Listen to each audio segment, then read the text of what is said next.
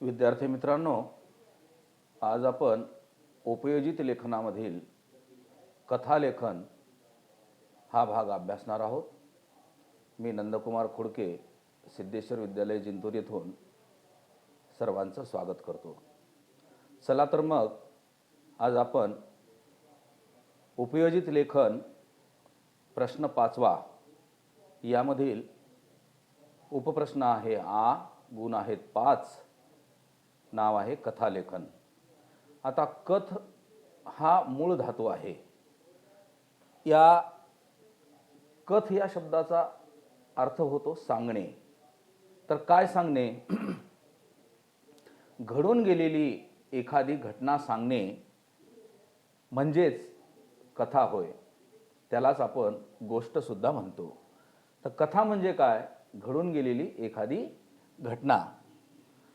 आता माणूस हा समाजशील प्राणी आहे. बालपणापासून प्रत्येकाला कथा ही आवडतच असते. म्हणजे अगदी लहान मुलापासून ते वयोवृद्ध म्हाताऱ्या माणसापर्यंत कथा ही आवडते आणि लहानपणापासून ते कथा ऐकत आलेले असतात. आता ही जी कथा आहे, या कथेचा जन्म कसा झाला असावा? तर मानवी स्वभाव असा आहे की आपल्या मनातल्या भावभावना, आपलं दुःख, आपलं सुख, आपले अनुभव हे दुसऱ्याला सांगावेत, त्याचप्रमाणे दुसऱ्याचेही ऐकावेत, असा हा मानवी स्वभाव असतो. याच्यातूनच तर एकमेकाच्या भावभावना, सुखदुःख सांगणे किंवा ऐकून घेणे ही जी माणसाची तीव्र इच्छा असते, त्या इच्छेतूनच या कथेचा जन्म झालेला आहे. आता या तर कथा म्हणजे काय? कथा म्हणजे घडून गेलेली घटना, त्याला आपण कथा म्हणतो. आता कथेचे काही प्रकार पडतात, तर ते कशावरून पडतात? तर कथा बीजानुसार पडतात. तर कथाबीज म्हणजे काय? कथाबीज म्हणजे कथेचा विषय किंवा कथेचा आशय, यालाच तर कथाबीज असं म्हणतात. आता या कथाबीजानुसार कोणते प्रकार पडलेत कथेचे? त्यामध्ये आहे शौर्यकथा. शौर्यकथा म्हणजे जे काही वीर पुरुष असतात यांच्या संबंधीच्या ज्या कथा असतात त्याला आपण शौर्यकथा म्हणतो. त्यानंतर विज्ञान कथा. जगामध्ये विज्ञानाच्या संबंधीचे जे नवीन नवीन शोध लागलेले असतात, त्या शोधावर आधारित ज्या मनोरंजक अशा कथा तयार केल्या जातात त्याला विज्ञान कथा असं म्हणतात. आता बोधकथा. शालेय जीवनामध्ये आपण प्रत्येकाने ऐकले असतील किंवा काही वेळा तुम्ही सांगितल्याही असतील, त्याच्यातून बोध मिळतो, अशा त्या सगळ्या बोधकथा. आता रूपक कथा. यावर्षी म्हणजे आपल्या 10व्या वर्गाच्या मराठीमध्ये गवताचे पाते नावाची एक रूपक कथा आलेली आहे. रूपक कथा ही कशी असते? ही सूचक असते. सूचक म्हणजे काय? तर एकाला सांगून दुसऱ्याला शिकवायचं असते, ज्यालाच आपण लेकी बोले सुने लागे असं म्हणत असतो. अशी ही रूपक कथा. जातक कथा. तथागत गौतम बुद्धाच्या जन्माच्या पूर्वी ज्या काही त्यांच्या जन्मासंबंधीच्या कथा जोडलेल्या आहेत, त्या सगळ्या जातक कथेमध्ये येतात. आता ग्रामीण कथा. ग्रामीण बोलीभाषेतीलही कथा आहेत. ग्रामीण जीवनाचं दर्शन घडवणाऱ्या कथा ह्या सगळ्या ग्रामीण कथेमध्ये येतात. त्यानंतर बालकथा. लहान मुलांसाठी ज्या लिहिल्या जातात, संस्कारक्षम ज्या लिहिल्या जातात, त्या बालकथा. अशा ह्या वेगवेगळ्या ज्या कथा आहेत त्या कशावरून पडल्यात? तर त्या कथाबीजानुसार पडलेल्या आहेत. आता याच्यामध्ये एक महत्त्वाची गोष्ट अशी आहे की आतापर्यंत आपण कथा ऐकतच गेलो, दुसऱ्याच्या ऐकल्या, परंतु मित्रांनो आपल्याला सुद्धा कथा लिहिता येते. तर कथा लिहिण्यासाठी 4 गोष्टी मात्र अत्यंत महत्त्वाच्या आहेत.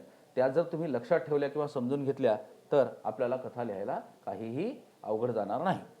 तर पहा, कथेचे हे अंग येतं कोणते? तर एक आहे पात्र. कथेमध्ये पात्र असतात. जसं आपण एखादा चित्रपट पाहतो किंवा एखादी मालिका पाहतो, तर त्या मालिकेमध्ये नट नटी म्हणजे हिरो हिरोईन असतात, तर त्यालाच तर आपण पात्र म्हणतो. तर कथेमध्ये पात्र महत्त्वाचा भाग आहे.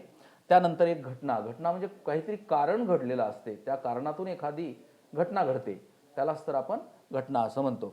वेळ. ती कुठल्या तरी वेळेलाच घडत असते, म्हणून त्याच्यामध्ये वेळ, ज्याला वेळ असेल, एखादं स्थळ असेल, ते महत्त्वाचं आहे. आणि कथेचा एक परिणाम असतो.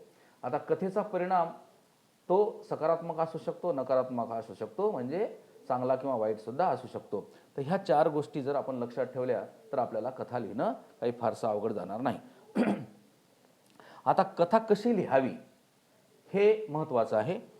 तर कथा आपण ज्यावेळेस लिहायला घेतो तर आपल्या नजरेसमोर ती घटना घडत आहे असं आपण सूचित केलं पाहिजे किंवा अशी आपण कल्पना केली पाहिजे. अशी कल्पना करूनच ती कथा लिहायला पाहिजेत. त्यानंतर कथा लिहून झाल्यावर त्याला शीर्षक द्यायचं असते. शीर्षक म्हणजे आपण त्याला नाव म्हणतो. तर शीर्षक हे 2 शब्दाचं किंवा 3 शब्दाचं कमीत कमी असावं, जास्त मोठं नसावं. उदाहरण जर सांगायचं झालं तर प्रेमळ आई, कष्टाळू बाबा, कर्तव्यदक्ष शिक्षक, कर्तव्यदक्ष अधिकारी, प्रामाणिक मित्र, हा असे 2 किंवा 3 शब्दामध्ये त्याला शीर्षक दिलं पाहिजे, तिला नाव दिलं पाहिजे. त्यानंतर कथेतील जे वाक्य आहेत हे मात्र छोट्या छोट्या स्वरूपाचे असले पाहिजेत. तसेच कथेचा मजकूर सातत्याने उत्कंठा वाढवणारा असला पाहिजे. म्हणजे पुढे काय आहे, पुढे काय आहे हे त्या कथा वाचकाला वाटलं पाहिजेत. म्हणजे त्याची उत्कंठा पुढे पुढे वाढत गेली पाहिजेत. आणि महत्त्वाचं, कथा ही भूतकाळात लिहिल्या गेली पाहिजेत. आता आपण पाहू की या कथेचे काही उद्देश असतात. या उद्देशामध्ये कथा लेखनाचा आपल्याला परिचय झाला पाहिजेत, बालवयापासूनच परिचय व्हावा हा एक उद्देश असतो. त्याचप्रमाणे नव्या नव्या कल्पना सुचून त्या आपल्या भाषेमध्ये समृद्ध व्हाव्यात, प्रगट व्हाव्यात, त्यासाठी असते. श्रवण कौशल्य, वाचन कौशल्य, भाषण कौशल्य हे विकसित व्हावं यासाठी सुद्धा कथा लिहिल्या जातात. तोच कथेचा उद्देश असतो. त्याचप्रमाणे संवेदनशील मनाचा लेखकही घडला पाहिजेत आणि वाचकही घडला पाहिजेत यासाठी कथा लिहिल्या जातात. तसेच प्राणी, पशु, पक्षी, निर्जीव जे घटक आहेत यांच्यासोबत मानवी संवाद झाला पाहिजेत यासाठी कथा लिहिल्या जातात. हे कथेचे उद्देश आहेत. आता कथेचे काही वैशिष्ट्ये आहेत. कथेच्या वैशिष्ट्यामध्ये की कथा पूर्णतः काल्पनिकही असू शकते किंवा ती वास्तववादी सुद्धा असू शकते. कथा वाचकाला मात्र त्याच्यातून आनंद मिळत असतो. त्यानंतर कथेमधून आपल्याला काहीतरी सूचना मिळते, संदेश मिळत असतो किंवा बोधसुद्धा आपल्याला मिळत असतो. हे सुद्धा कथेचे वैशिष्ट्य आहे. कथा ही विचार प्रवर्तक असते. म्हणजे एका विचारातून पुढे अनेक विचारांचा जन्म होत असतो. अशी ही कथेची वैशिष्ट्ये आहेत. त्याचप्रमाणे कथेचं महत्त्वाचं वैशिष्ट्य असं आहे की कथेचा आरंभ, कथेचा मध्य आणि कथेचा शेवट हे तिन्ही टप्पे व्यवस्थित काळजीपूर्वक हाताळल्या गेले पाहिजेत किंवा लिहिल्या गेले पाहिजेत. आता कथा कशी लिहावी, तर आताच आपण पाहिलं की कथा ही उत्कंठावर्धक असली पाहिजेत हे त्या कथा लेखकाने लक्षात ठेवून ती कथेचं लिखाण केलेलं असलं पाहिजेत. आता पहा, आपल्या बोर्डाच्या परीक्षेमध्ये प्रश्न 5वा हा उपयोजित लेखनाचा आहे. त्याच्यामध्ये उपप्रश्न आ आहे. त्यामध्ये आपल्याला 3 गोष्टी आहेत की एक जाहिरात लेखन आहे, बातमी लेखन आहे आणि कथा लेखन. तर कथा लेखनाला एक तर सोपा प्रकार आहे, गुण अधिक पडतात. 5 गुणासाठी हा प्रश्न विचारलेला असतो. तर परीक्षेत कशा पद्धतीने कथा विचारल्या जाते यावर थोडंसं लक्ष ठेवा. तर कथाबीजानुसार कथेचं लेखन केले जाते. कथाबीज तर तुमच्या लक्षात आला असेल. कथेचा जो आशय असतो त्याला कथाबीज म्हणतात. त्याचं मी एक उदाहरण दिले की काय कथाबीज दिलेलं आहे, तर पाण्यात पडलेल्या लहान मुलाला एक शाळकरी मुलगी वाचवते, हे आहे आशय. या आशयावरून जी कथा लिहिल्या जाते त्याला म्हणायचं कथाबीजावरून कथेचं लेखन करणे. आता दुसरी जी पद्धत आहे परीक्षेत विचारल्या जाणारी ती मुद्द्यावरून कथा लिहिणे. त्याचं एक उदाहरण दिले की गरीब शेतकऱ्याचा मुलगा, रिकामी जागा, वडिलाची लाज वाटते, रिकामी जागा, मुलगा आजारी, रिकामी जागा, वडील स्वतः त्याला किडनी देतात, रिकामी जागा, आणि मुलगा बरा होतो. ही जी कथेचा प्रकार आहे तो मुद्द्यावरून कथा, म्हणजे या कथेचा आपल्याला विस्तार करायचा, हे मुद्दे दिलेले आहेत. त्यापुढे शब्दावरून कथा लिहिल्या जाते. त्याचं एक उदाहरण दिले की 2 मित्र, एकत्र शिक्षण, दोघे डॉक्टर. हे फक्त शब्द आहेत बरं का. म्हणजे 2 मित्र, एकत्र शिक्षण, दोघे डॉक्टर, समाजसेवक, लालची डॉक्टर. फक्त शब्द दिलेत तुम्हाला, त्या शब्दावरून कथेचा विस्तार करायचा असतो. त्याला म्हणायचं शब्दावरून कथेचं लेखन. आणि त्या पुढचा आहे की पूर्वार्ध आणि उत्तरार्ध अशा स्वरूपाची सुद्धा कथा दिल्या जाते. म्हणजे बोर्ड काय करते परीक्षेमध्ये, पूर्वार्ध परीक्षेत आलेला असतो तो वाचायचा, तो मात्र परीक्षेत पुन्हा नाही लिहायचा, तो एकदा दोनदा वाचायचा आणि त्याच्या पुढे उत्तरार्ध त्या कथेचा लिहायचा. किंवा कधी कधी असं होते की उत्तरार्ध दिला जातो आणि पूर्वार्ध लिहायचा असतो. म्हणजे परीक्षेत जे दिलं ते तुम्ही पुन्हा लिहू नका, त्याच्यात वेळ घालू नका, तर ते वाचा आणि त्याच्या पुढील भाग लिहा. त्यानंतर शीर्षकावरून कथा लिहिल्या जाते. आता जसं आपण शीर्षक सांगितलं की प्रेमळ आई, यावर तुम्ही कथा लिहा, म्हणजे हे झालं शीर्षक. या शीर्षकावरून सुद्धा कथा लिहितात. असे हे कथालेखनाचे कथालेखनाची ही पद्धत आहे.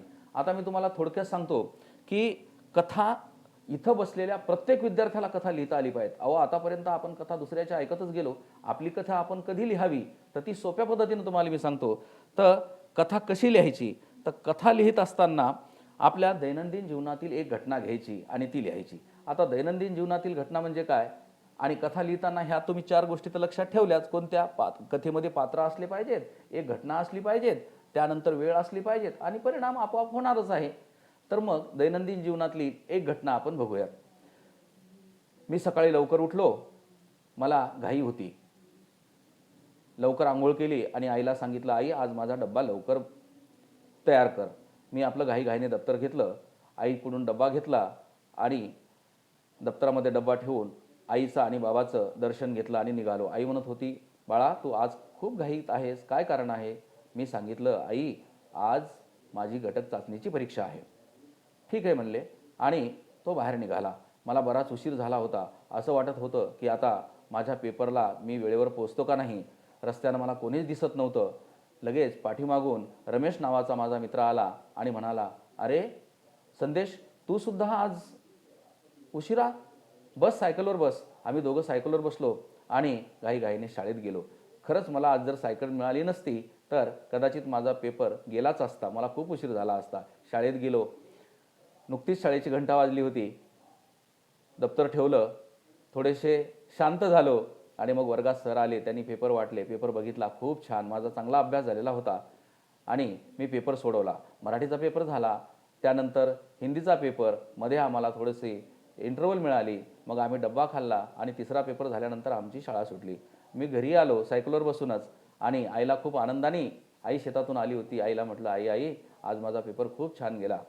आणि सांगितलं की मला रमेश हा पाठीमागून आला सायकल घेऊन आणि आम्ही दोघं सायकलवर गेलो, नाहीतर माझी आज परीक्षा गेली असती. आईलाही वाटलं की खूप छान झालं. म्हणून आई म्हणाली की बाळा जा आणि त्याला तू आभार त्याचं व्यक्त केलंस का? मग मी त्याच्याकडे गेलो, त्याला आभार व्यक्त केलं आणि खेळायला गेलो. संपली इथं कथा. बघा मित्रहो, कथा ही आपल्या दैनंदिन जीवनातीलच असतात. फक्त ती काळजीपूर्वक कशी लिहायची हे जर आपण मुद्दे समजून घेतले तर आपल्याला ही कथा लिहिता येते. तर याचा चांगला अभ्यास करा आणि तुम्ही कथा लिहा. आपण थांबूयात. धन्यवाद.